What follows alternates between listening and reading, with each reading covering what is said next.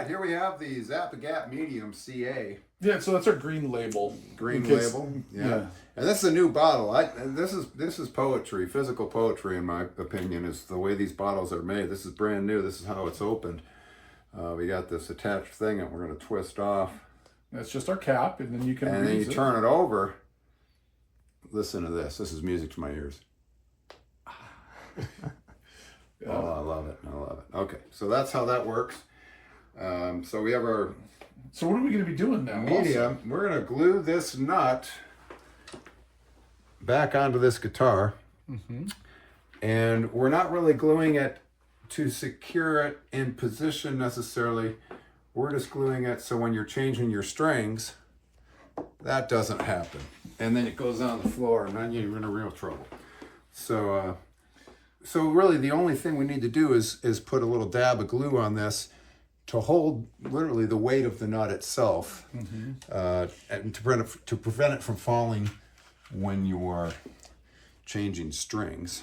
And so you use the flexi tip again. Thank you. Yeah, I got the flexi tip on there. I'm a big fan of those. And then if you were telling me also, we want part of the reason why you use the medium is because it's not going to wick, because we do not want glue to go down on the base of the neck here. I guess that's The bottom of the slot wants to be flat Yep. and woody. We don't want gobs of glue on there. Yep.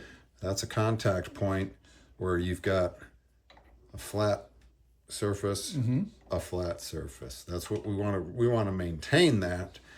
And yeah, if I were to use thin, one of the beautiful properties of thin is that it does wick into a space a micron wide, whatever.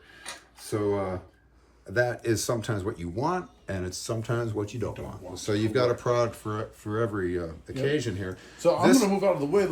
Let's get a better shot of this as he's working. And this on it. procedure, as we were talking about a minute ago, would be you could also use thick on this. I prefer to use thin or medium. But thick would work for this. And I'm going to do one little dab. And what I love about the tip here, you can see that CCA coming right down the tip there. Yep.